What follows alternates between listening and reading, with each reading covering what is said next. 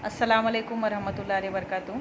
See, on page number 61 of your textbook, we have here 3.1 practice set. So, we will try to solve this first question of this first practice set, which is based on this concept, that is, which one is the arithmetic progression and which one is not. With the reason we have to solve here. Okay. So, see here, the first question of this 3.1 exercise is, which of the following sequences are AP? If they are AP, then find the common difference. Okay. So here we have different sequences. Total how many are there? 8 are there. We have here 8 different sequences, and from these sequences we have to say which one is the arithmetic progression and which one is not. Okay. And if the sequence is, if any sequence is a arithmetic progression, then we will have to find its common difference, that is a D. So see how to identify the arithmetic progression and how to find the common difference of this sequence. For example, here 3.1 exercise question number 1, first one, that is 2, 4, 6 and 8.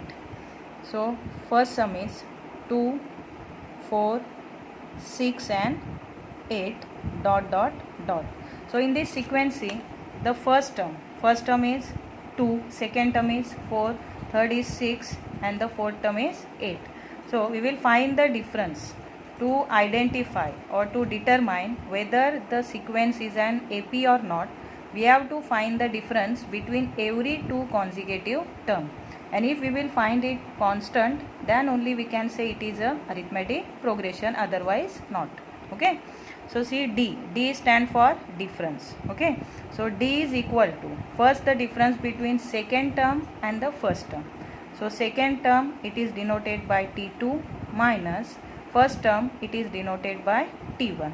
Now we will substitute these values of the T2 and T1. T2 is here 4, means the second term, and T1 is here 2, which is the first term. So 4 minus 2, it is equal to how much? 2. Correct. Now the next difference is the difference between the third term and the second term. Now we will go further, that is T3 minus T2. Okay. Then T3 is 6 and the T2 is 4. It is also equal to 2. Correct. Now the last two terms are remaining. So we will find the difference between last two terms, and the last one is T4, which is a fourth term, and the difference between fourth and third we have to consider here. So T4 minus T3. So what is T4 here? 8, and 8 minus 6, it is equal to also 2. Now see here, the difference between every two consecutive term is constant. We have found here the difference between every two consecutive term is 2, which is a constant. Constant means similar. Okay. So this sequence we can consider as a AP. Why we can consider it as a AP? Because the difference between every two consecutive term is constant. Understood now?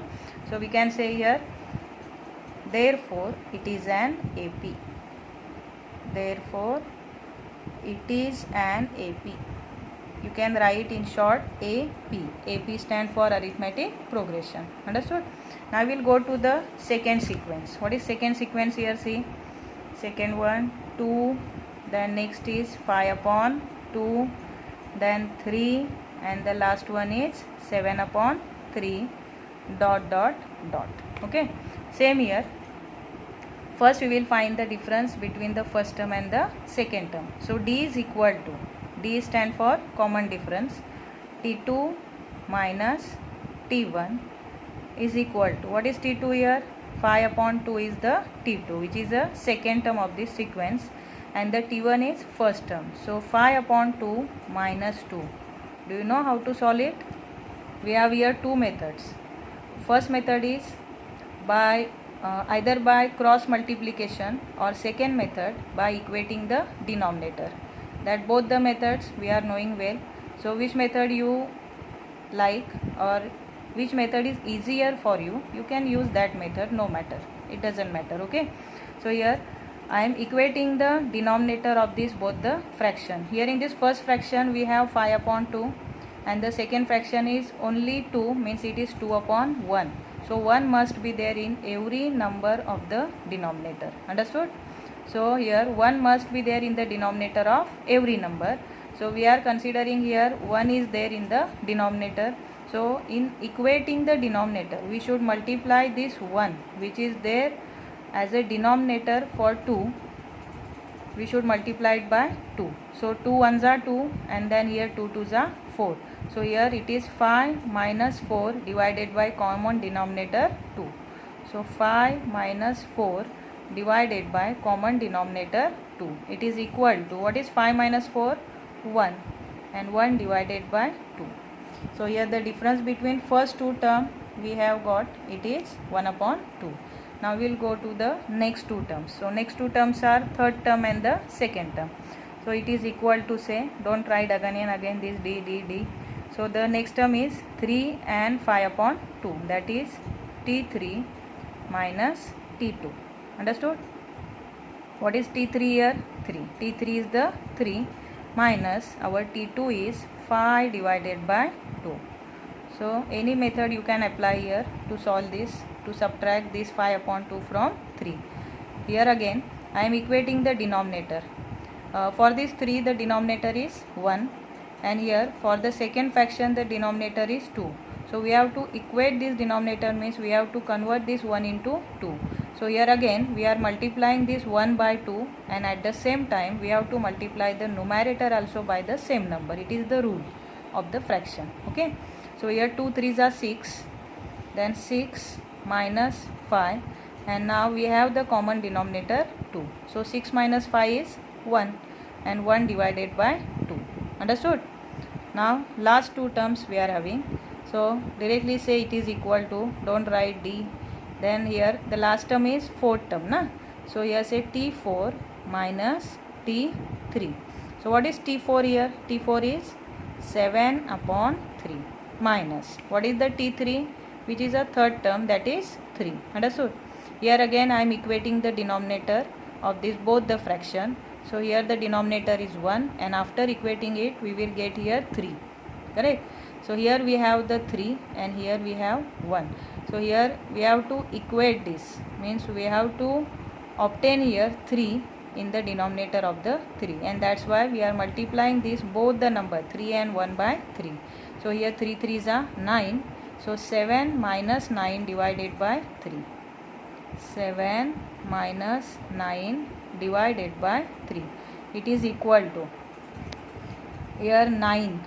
9 is the bigger number and 7 is the smaller number. So we are subtracting 7 from 9. So 2 will remain, divided by 3. And which sign we should give to this 2? That is the sign of the bigger number, which is sign of the 9. So here minus 2 upon 3. Now you see the difference between first two term is 1 upon 2. The difference between next two term, means third term and the second term, is 1 upon 2.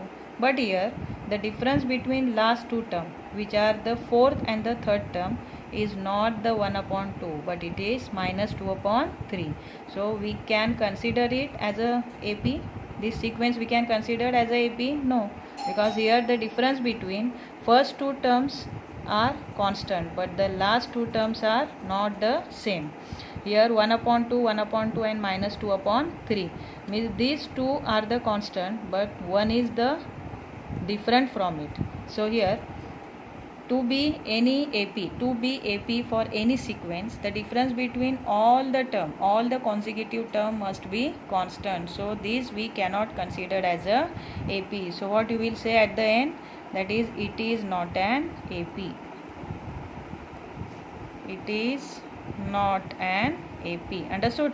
Now remaining problems I think you can solve. If you have any problem, any queries if you are having, you can ask me on the WhatsApp. Okay.